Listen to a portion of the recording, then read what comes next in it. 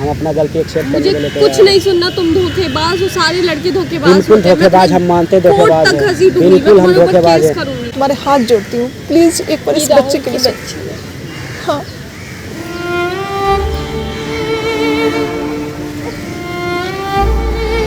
आप लोग साथ में खुश हो।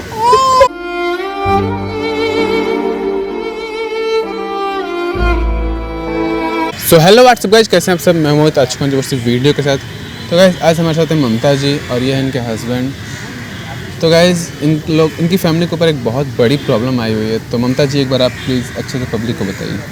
थैंक यू सो मच मोहित, आप इतना दिलासा दे रहे हैं, इसके लिए बहुत बहुत धन्यवाद। मैं बहुत परेशान हूँ, लेकिन बात करके अभी जो आपको बताऊँगी ना उससे बहुत रिलैक्स होंगी। दरअसल क्या हुआ कि 1.5 साल पहले मेरी शादी हुई और मुझे ये नहीं पता था कि मेरे हस्बैंड किसी और लड़की को पसंद करते हैं। उससे उन्होंने कोर्ट मैरिज कर रखा है। कोर्ट मैरिज हो चुकी आपकी? हाँ। कोर्ट मैरिज हो? हाँ कोर्ट मैरिज तो हो चुकी है। कब? 3 साल पहले मेरी कोर्ट मैरिज हुई है। 2018 में मेरी कोर्ट मैरिज हुई है। फिर भी आपने शादी की उनसे? उस समय सिचुएशन ऐसा हो गया था कि मुझे करना मजबूरी हो गया था। मेरे माँ बाप बीमार चल रहे थे, कोमा में थे, उनको बचाना था, उनके लिए एक सेवा करने के लिए भी लाना था, इसलिए मुझे जल्दबाजी में इनसे शादी करना पड़ा। लेकिन आज भी मैं उससे प्यार करता हूँ और करता ही रहूँगा।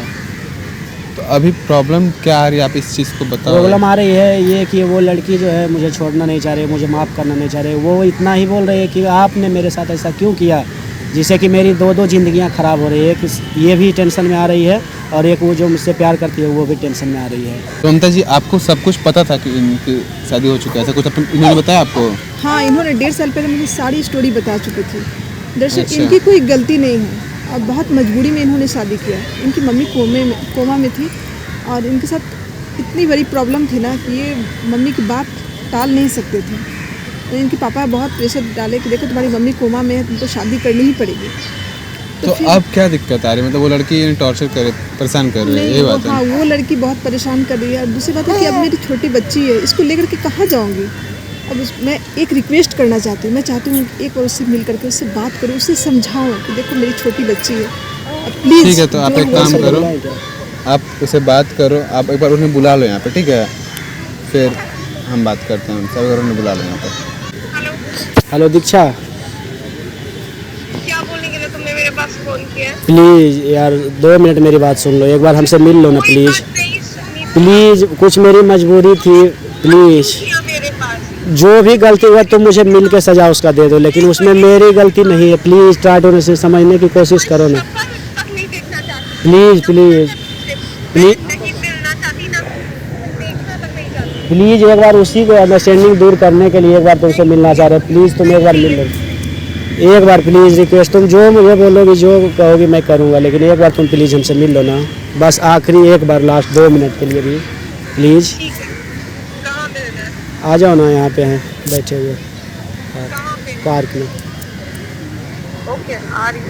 कौन सा पार्क है? जी एसके पुरी पार्क है, आ जाओ ना प्लीज़। ठीक है, आ रही हूँ। कितना देर लगेगा? आधा घंटा लगेगा। ठीक है, ओके, आ जाओ, मिल के बात करते हैं।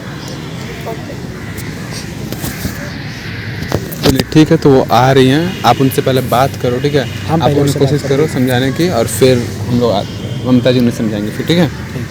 लीजिए mic. A few moments later.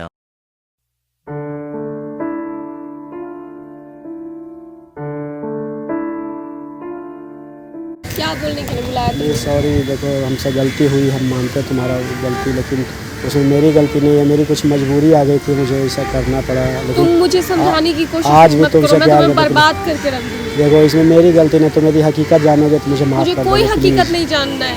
तुमने जितना बुरा मेरे साथ किया है ना, कुछ भी ऐसा सिचुएशन, मुझे उस समय ऐसा सिचुएशन क्रिएट हो गया था कि मुझे एक कोई तरफ अपने माँ situation बाप नहीं। को चुनना था, एक तरफ मैं- तुमको चुनना था। बताओ मैं किसको चुनता? कोई situation पहले नहीं। जिम्मेदारी मेरे तुम माँ बाप धोखेबाज हो एक नंबर के।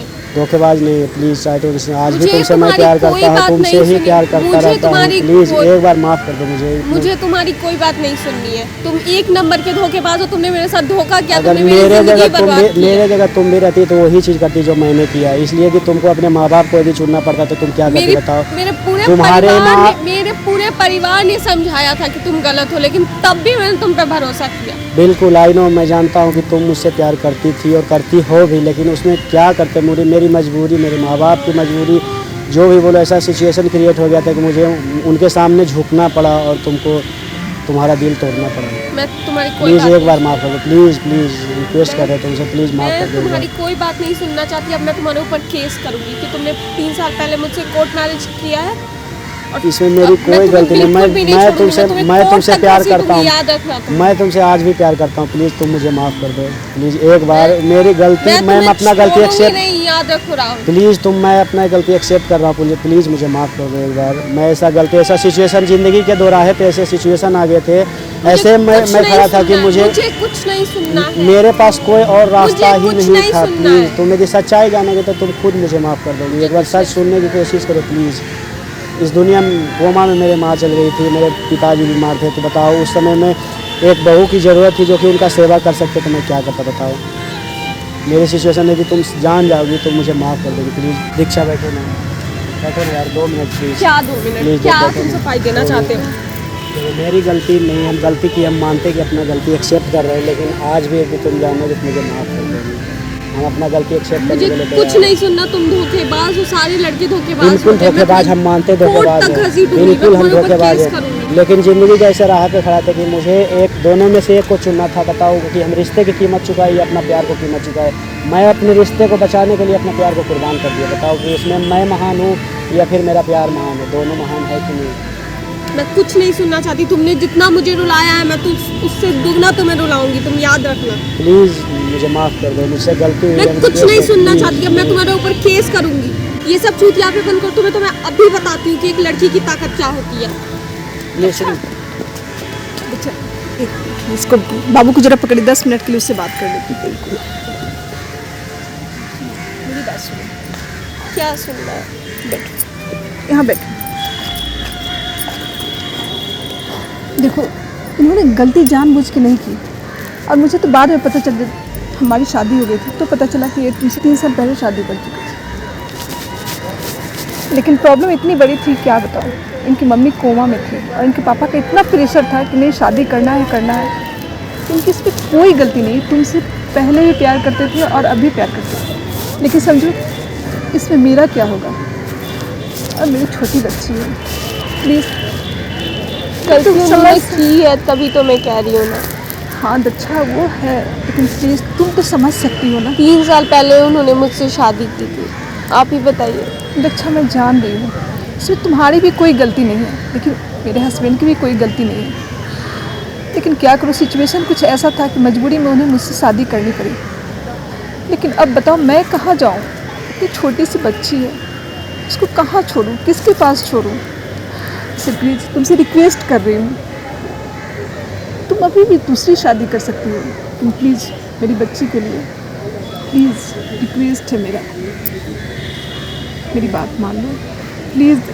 दक्षा इन्होंने बहुत मजबूरी में मेरे से शादी की, मुझे सब कुछ बाद में बताया इन्होंने। ये तुमसे प्यार करते थे और तुमसे कोर्ट मैरिज भी कर चुके थे, लेकिन क्या कहें, ये अपने घर में नहीं बताए थे और इनकी माँ कोमा में चली गई थी और उनके पापा का बहुत प्रेशर हुआ कि नहीं शादी करना है, शादी करना है, तुम्हारी माँ मर जाएगी तब तुम शादी करोगे।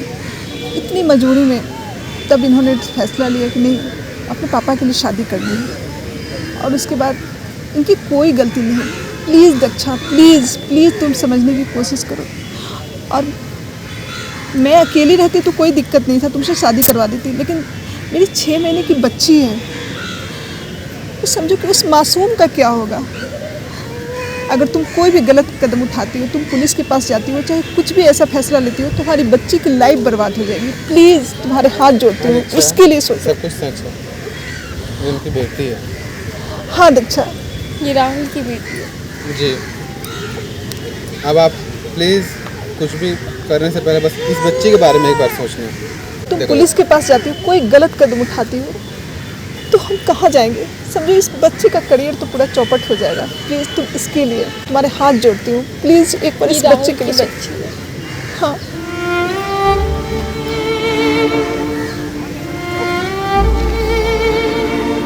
दीक्षा मैं समझ रहा हूँ आपके साथ बहुत बुरा हुआ है, प्लीज़ प्लीज़ आप मैं समझ रही हूँ। आप लोग साथ में खुश हो। अच्छा